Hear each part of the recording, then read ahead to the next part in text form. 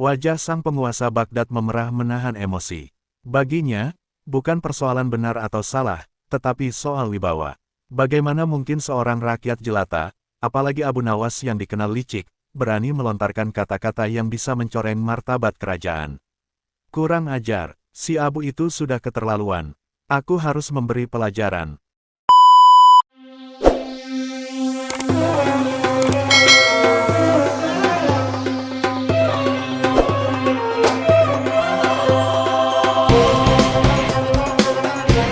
Di Baghdad yang gemerlap, istana megah milik Raja Harun al-Rashid berdiri bak lambang keagungan.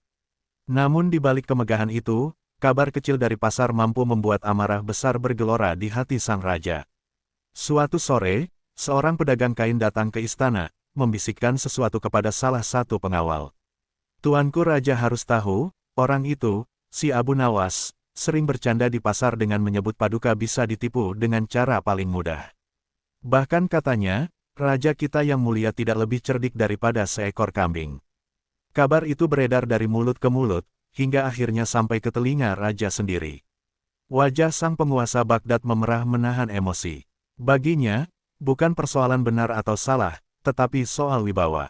Bagaimana mungkin seorang rakyat jelata, apalagi Abu Nawas yang dikenal licik, berani melontarkan kata-kata yang bisa mencoreng martabat kerajaan. Kurang ajar, si Abu itu sudah keterlaluan. Aku harus memberi pelajaran, geramnya sambil menggenggam erat gagang pedangnya. Para menteri mencoba menenangkan, tetapi kemarahan raja sudah meletup. Ia berdiri dari singgasana, matanya tajam menatap para pengawal. Panggil Abu Nawas, bawa dia ke istana, sekarang juga. Jika terbukti berani menghina rajanya, aku akan memenggal kepalanya di depan rakyat Baghdad. Perintah itu langsung dijalankan. Di luar sana, rakyat yang mendengar kabar itu justru berbisik-bisik penuh antusias. Kasihan Abu Nawas, apa benar dia menertawakan raja? Tanya seorang penjual kurma. Ah, Abu memang suka bicara nyeleneh. Tapi entah kenapa, kata-katanya sering mengandung kebenaran, sahut seorang pria tua. Rakyat Baghdad tahu, jika Abu berhadapan dengan raja, pasti akan terjadi sesuatu yang menggelitik. Sementara itu, di rumah sederhananya, Abu Nawas tengah duduk santai menyalakan lampu minyak. Ia sudah mendengar kabar itu lebih dulu dari anak-anak kecil yang suka berkeliaran di pasar. Alih-alih panik, Abu hanya tersenyum kecil. Jadi akhirnya aku berhasil membuat istana gusar. Baiklah, kalau raja ingin marah, biarlah aku yang menyiapkan obat penawarnya. Ia pun menunggu panggilan itu datang dengan tenang, seolah sudah menyiapkan jawaban yang akan membalik keadaan. Tak butuh waktu lama, derap kaki kuda terdengar mendekati rumah Abu Nawas. Para pengawal kerajaan datang dengan wajah serius. Salah satunya berkata tegas, Abu Nawas, atas perintah paduka raja, kau harus ikut bersama kami ke istana. Abu berdiri dengan santai, merapikan sorbannya, lalu tersenyum. Baiklah, tuanku pengawal, kalau istana merindukan kehadiranku, siapa aku yang menolak? Perjalanan menuju istana dilalui dengan tenang. Abu sempat melambaikan tangan kepada beberapa warga yang melihatnya digiring. Alih-alih khawatir, rakyat justru penasaran, bahkan beberapa anak kecil berteriak, "Hore, Abu akan menghibur raja lagi." Mereka tahu, Abu selalu punya cara ajaib untuk membalikkan situasi. Sesampainya di istana, Abu dibawa ke ruang singgasana. Raja Harun al-Rashid duduk dengan wajah garang, jubah kebesarannya menjuntai, matanya penuh kemarahan.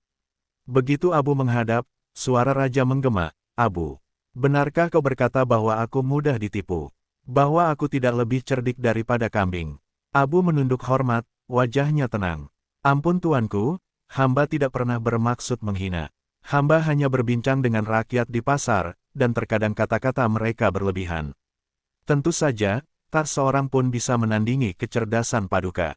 Kalimatnya terdengar seperti pujian, namun intonasi suaranya membuat semua orang yang mendengarnya merasa seolah Abu sedang menyelipkan sindiran. Para menteri berbisik-bisik, sebagian menahan senyum, sebagian khawatir akan kemarahan raja semakin memuncak. Raja sendiri menatap tajam, mencoba mencari celah apakah Abu sedang jujur atau sekadar berkelit. Namun yang paling membuatnya gusar adalah wajah polos Abu yang sama sekali tak menunjukkan rasa bersalah. Dalam hati Abu berkata, raja ini ibarat air mendidih. Semakin keras apinya, semakin cepat pula ia meluapkan amarah. Aku hanya perlu sedikit meniupnya agar mendidihnya berubah menjadi tawa. Suasana istana kian tegang. Raja Harun al-Rashid, dengan suara lantang, berteriak, Abu Nawas. Jangan berkelit, aku mendengar sendiri laporan dari rakyat. Kau jelas telah mempermalukanku di hadapan orang banyak. Wajahnya memerah, tangannya mengepal. Para pengawal memegang erat gagang pedang, bersiap jika sang raja memberi perintah eksekusi. Jika kau berani mempermainkanku, maka hukumannya mati. Kau harus membuktikan sekarang juga, apakah engkau benar-benar lebih pintar dariku atau nyawamu melayang. Rakyat yang hadir di halaman istana menahan napas. Mereka tahu amarah raja bukan main. Namun mereka juga mengenal Abu, semakin terjepit, semakin cemerlang akalnya. Dalam hatinya, Abu justru merasa tertantang. Tuanku, jawab Abu dengan nada gemetar, meski itu hanya pura-pura. Hamba bukan siapa-siapa. Jika memang hamba salah, biarlah hamba dihukum. Namun, izinkan hamba setidaknya membuktikan satu hal kecil di hadapan Paduka. Jika hamba gagal, maka nyawa ini milik raja. Kata-kata itu justru membuat raja makin penasaran. Amarahnya bercampur rasa ingin tahu. Baik, aku beri kau kesempatan sekali ini. Jika jawabanmu tak memuaskan, kau akan mati tanpa ampun. Suasana berubah hening. Semua mata tertuju pada Abu Nawas, menanti apa yang akan ia lakukan. Abu menunduk dalam-dalam, pura-pura kebingungan. Ia menghela napas panjang, lalu menoleh ke kanan dan kiri seakan mencari sesuatu. Gerak-geriknya menimbulkan rasa penasaran. Rakyat yang menonton mulai berbisik, apa yang akan ia lakukan kali ini. Raja mengetuk lantai dengan tongkat emasnya. Cepatlah, Abu, jangan mengulur waktu. Dengan suara lirih, Abu berkata, ampun tuanku, hamba sebenarnya tidak tahu harus berkata apa. Bagaimana mungkin seorang rakyat jelata bisa menandingi kebesaran raja? Namun, jika Paduka memaksa, hamba akan mencoba.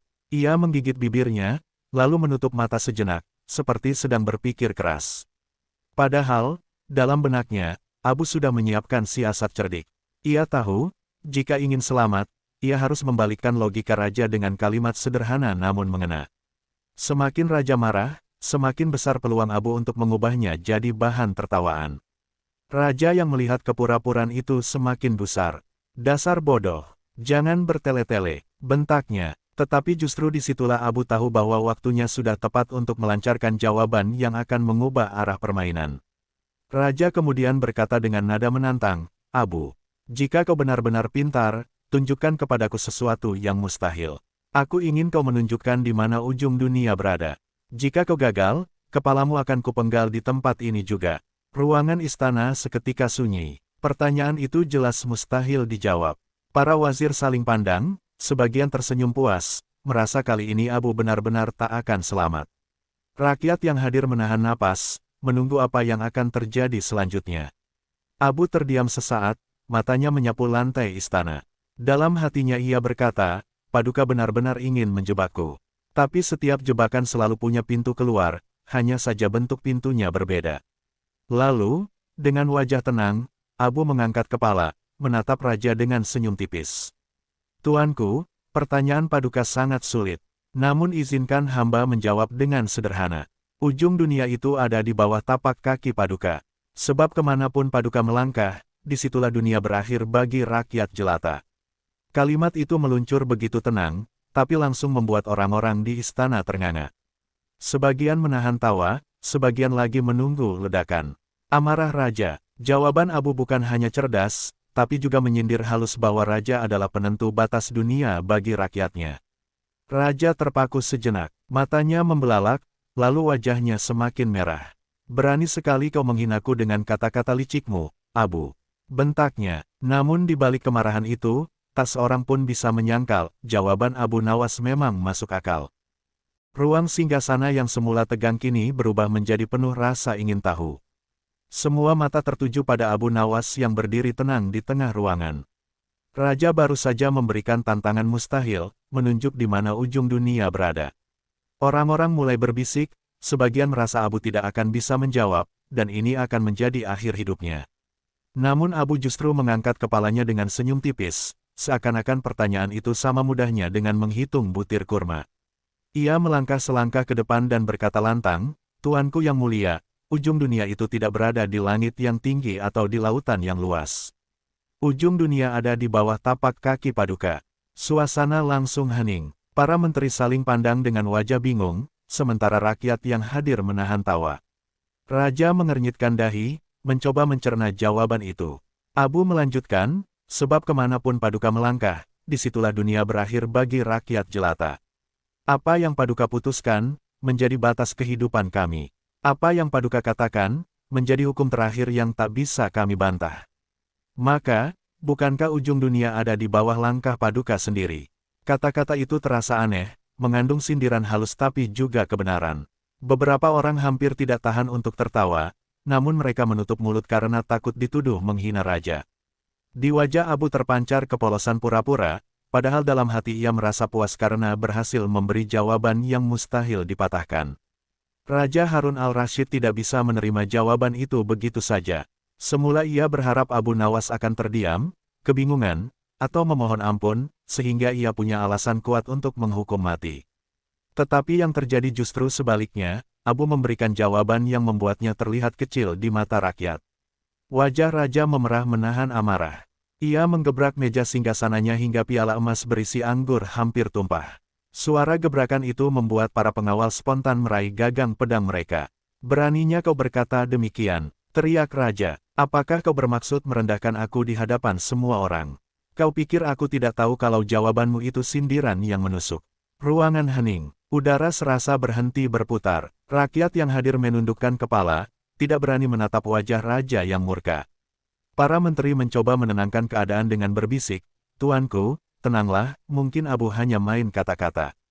Tapi justru kata-kata itu membuat raja semakin tersulut. Sementara itu, Abu tetap berdiri dengan tenang, meski di dalam hatinya ia tahu bahwa ini saat paling genting.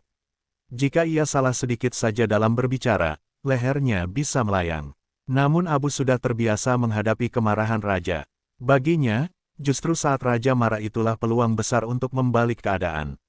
Melihat amarah raja yang hampir meledak, Abu Nawas buru-buru merubah ekspresinya.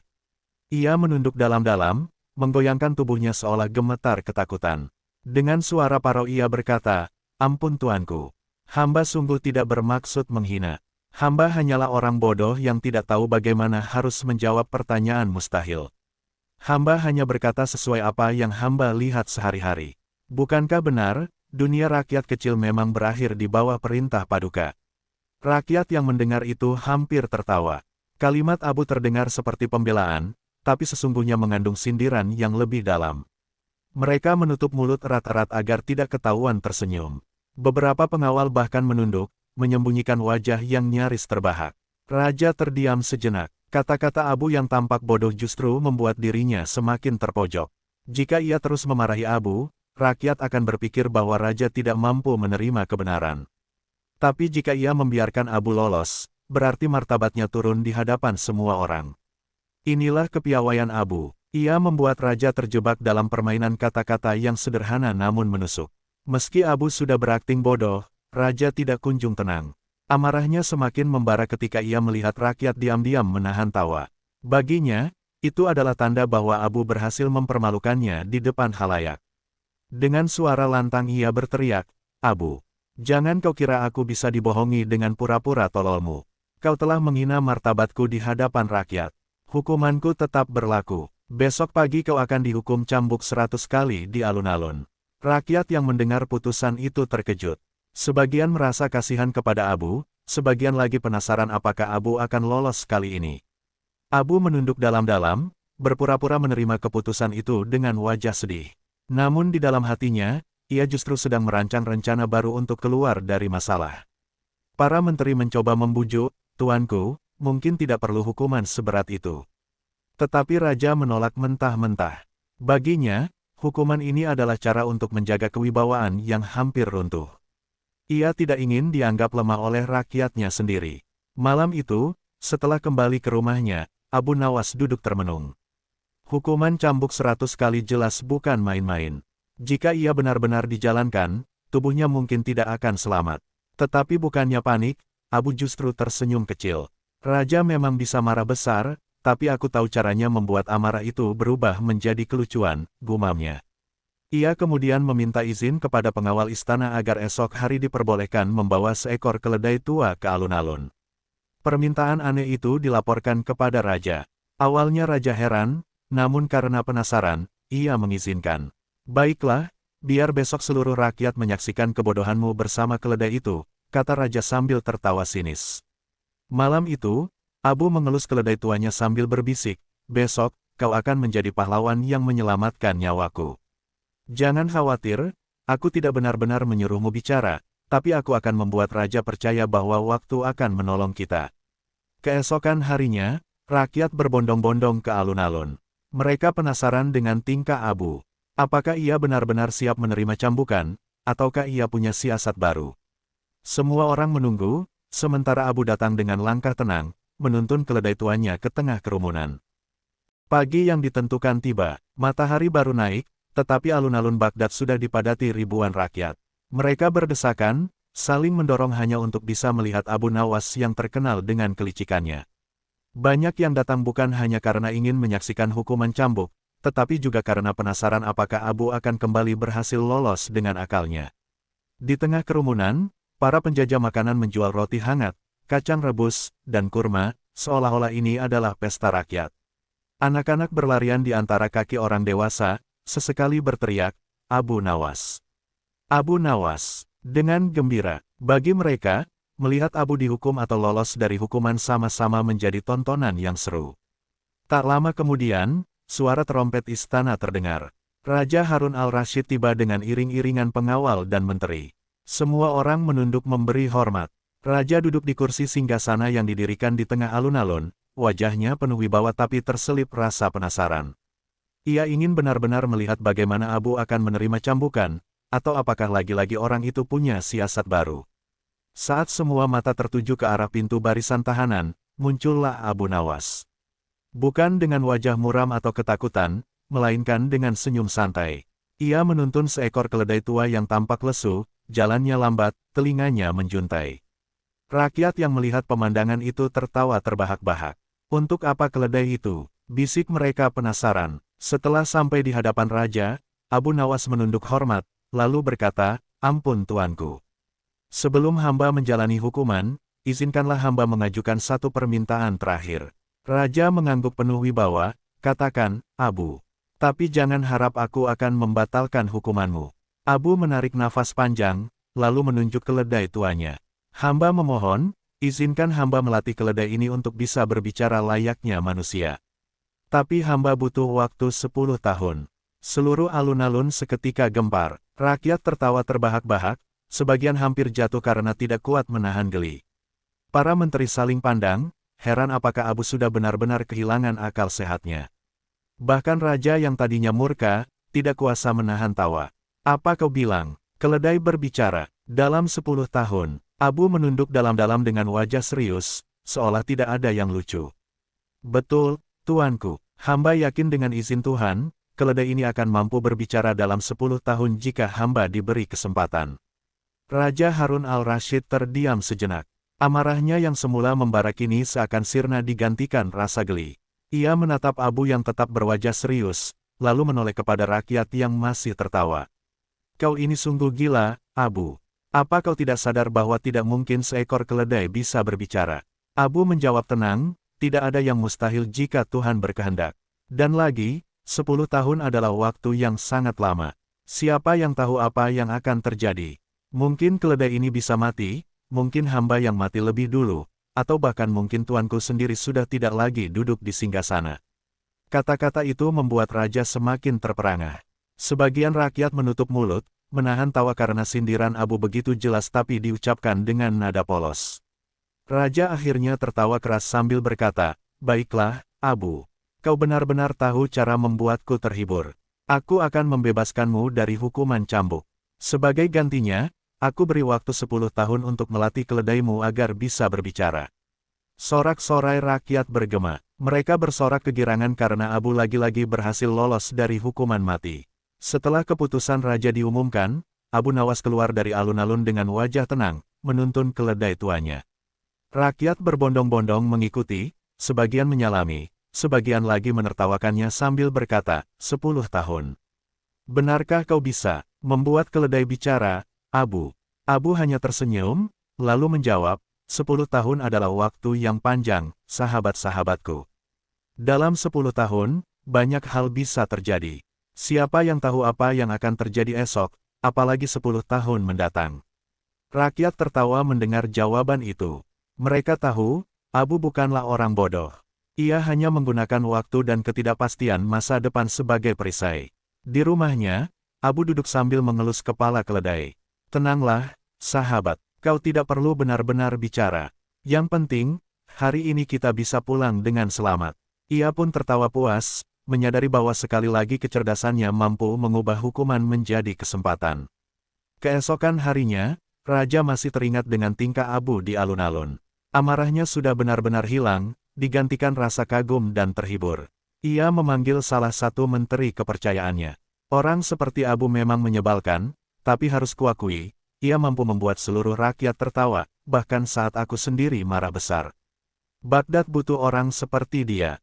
Raja kemudian mengutus pengawal membawa hadiah besar ke rumah Abu, seekor kuda putih, 100 keping emas, dan pakaian mewah dari istana.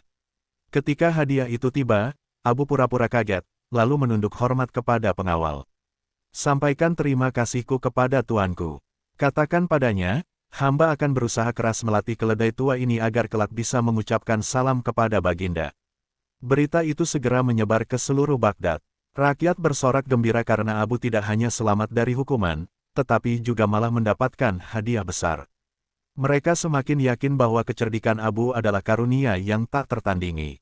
Sementara Abu hanya tersenyum sambil bergumam, kadang, kemarahan seorang raja justru bisa menjadi ladang rezeki bagi orang kecil seperti aku.